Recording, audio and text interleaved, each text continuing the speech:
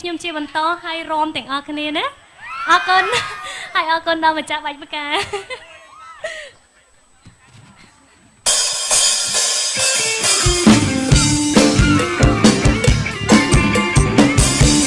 ោះរំទាំងអស់គ្នាណា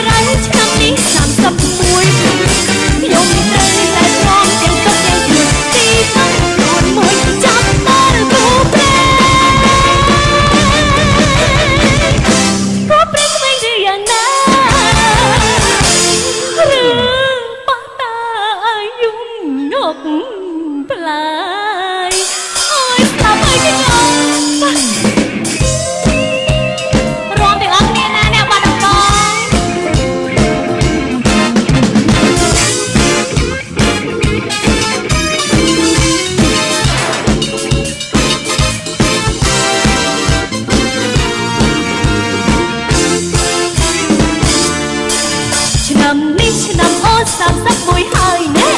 គ្មានអ្នកណាឡើយគេដំនឹងខឹងម៉ែខឹងឪក៏មិនត្រូវខឹងគ្មានគេដំទៅតើខឹងអ្នកណាអ្នកមកក៏ខ្ញុំមិនខឹងខឹងព្រោះអ្វីមិនទាន់ដល់គូស្ដាយណាស់កាត់ខ្ញុំវ័យ16គេមកញយយទាំងចឹងហើយតែខ្ញុំមិនទាន់ចាំបាច់ទេណាតែអើព្រមហើយតែខ្ញុំប្រកប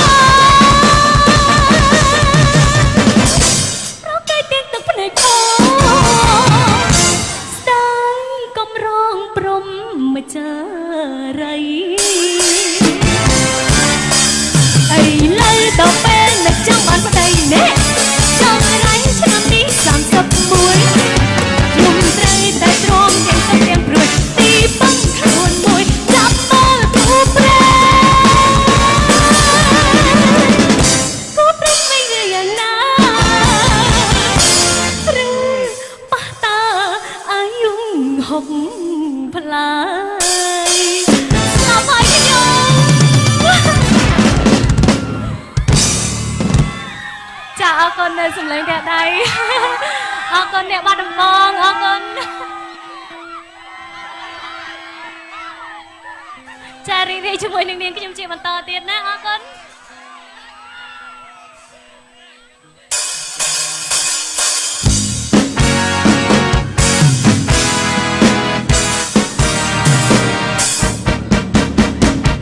ចេះតែស្រមៃចេះតែស្រមៃស្រមៃមិនភ្លេចស្រមៃជានិច្ចស្រមៃឃើញស្នេហ៍ចេះតែខ្វល់តែ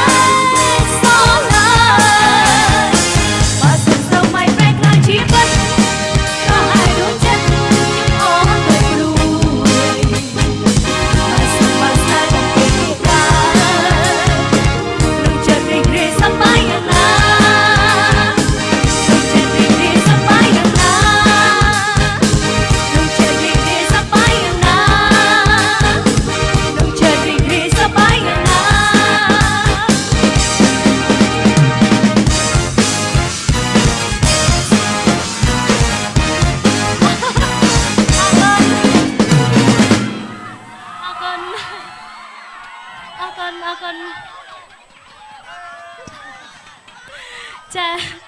រំជាមួយនាងខ្ញុំមកបាត់ទៀតណាអរគុណ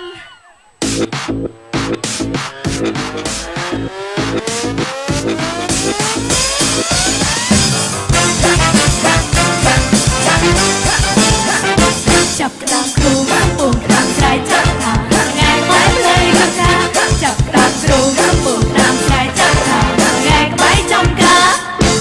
ក្តាមត្រងល់មួយនោះណោឬក៏ក្នុងក្តាំងរត់ឆ្លេឆ្លាចោលចំណោខែមកសាស្រូវងងក្នុងលោកក្នុងស្រែ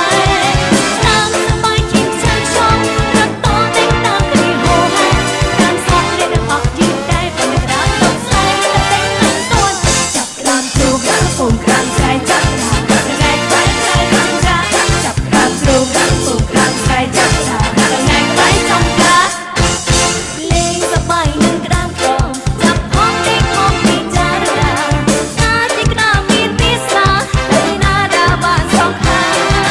ចាប់លេងលេងក្តាមមានឆ្វេងចាប់ឆ្វេងលេងតែចាប់បានលេងតែតាទៅរួចផុតភ័យប្រដំណាតាមទៅសមាធិចោចាប់ក្តាមគ្រូកំពុងក្តាមស្រ័យចាប់ក្តាមថ្ងៃក្បែរភ្លឺចំការចាប់ក្តាមគ្រូកំពុងក្តាមស្រ័យចាប់ក្តាមថ្ងៃក្បែរចំក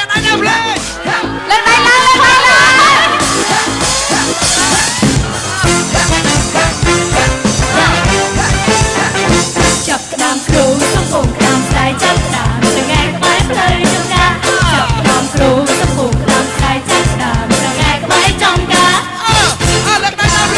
មួយនោះដក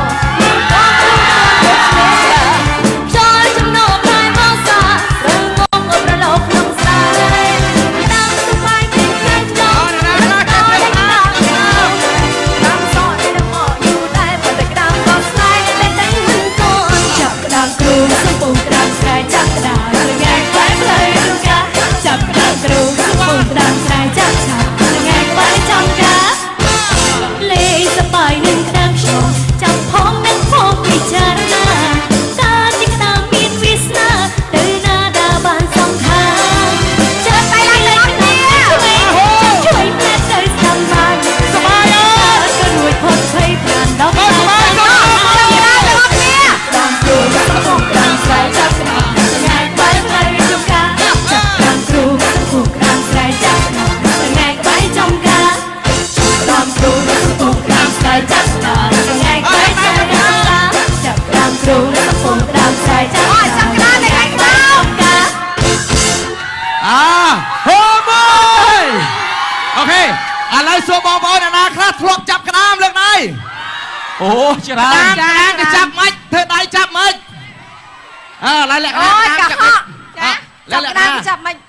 អូងឯក្តាមចាប់ចឹងអស់ហើយគេហៅកេះក្តាមទេហ្នឹងកេះធ្វើដៃចាប់ក្តាមកញ្ញាចាប់ក្តាមមិនខ្ញុំដៃចាប់ក្តាមតែធ្វើមើលវាចាប់ក្តាមចាប់មិនដែរឃើញក្តាមដើរតែយើងចាប់មិនដើរមិនចាប់មិនចឹងអូអាហ្នឹងមែនអាហ្នឹងឆ្កឹះក្តាមមនិចខ្ញុំចេះចាប់ក្តាមឧទាហរណ៍ថានេះក្តាមចឹងហ្នឹង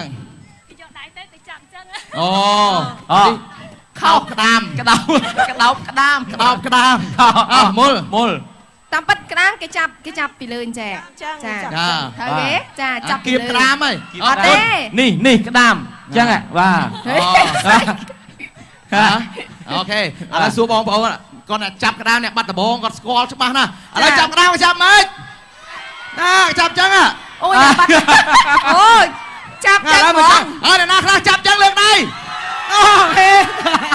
ក្តាមគៀមខ្ញុំហ៎តែបងប្អូនលោកវិបលទាំងអស់អ្នកចាប់ក្តាមអញ្ចឹងគេមានវិធីឥឡូវចេះបើថាជ្រុលចាប់ក្តាមអញ្ចឹងសួរតារាចម្រៀងបាទក្តាមបកបសយខ្លះទៀតមិននឹកអត់បានទេណាហើយឡើងអញ្ចឹងហ្មងបាទក្តាមបកបមិនក្តាមរៀងក្តាមខ្ញុំត្រសេអសខ្ញុំត្រសេហ្មងទៅមើល Facebook ក្តាមបកបមើលកញ្ញាបកបអញឲ្យរៀងអត់ក្តាមខ្ញុំត្រសេត្រូវអីតតទៀតត្រសេអញ្ចឹងហីតត្រសេគេខ្ជូតកមើលអត់ចេះកយ៉ាងណាយើងសួរបងប្អូនឡើងលក្ខណៈចាក្តាមខ្ញុំសរសេរកជើងដកកំអា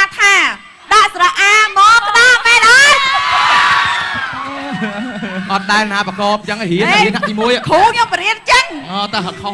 ឥឡូវក្តាមសេមិនមិនមិន ក្តាមខ្ញុំទៅសេអសកអត់រៀន មុល មានអីពិបាកកជើងដស្អាមកក្តាមមិនត្រូវ ឥឡូវត្រូវអត់ មាន ឥ អី ឡូវ ខុ សួ ស រអ្នកណាចេះប្រកបក្តាមសេមិនក្តាម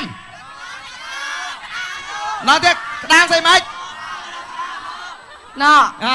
កឥឡូវមកយើងទៅរៀនក្តាមស្អីមិនក៏យើងតែក្តាមមកបាទអរគុណឥឡូវចូលចិត្តអ្នកណាខ្លះស្រឡាញ់បងច័ន្ទកញ្ញាបាទអ្នកណាស្រឡាញ់បាទឈុនម៉ាណេអូច្រើនចឹងជូនមកជូនខារបៅសិនហើយហត់ហើយបាទញ៉ាំតិចសិនណាម៉ានិចកញ្ញាបាទច្រើនបត់ហើយបាទ បើកម្លាំង បើកម្លាំង ឲ្យមានកម្លាំងចាប់ក្តាម ស្រែកទឹកស្អកកអីយើងអាចបាទញ៉ាំជាមួយនឹងបាទពិសេសបើកម្លាំងខារបៅ អ្នកណាមានខារបៅខ្លះបងប្អូនក៏លើកទាំងគ្នាហ៎1 2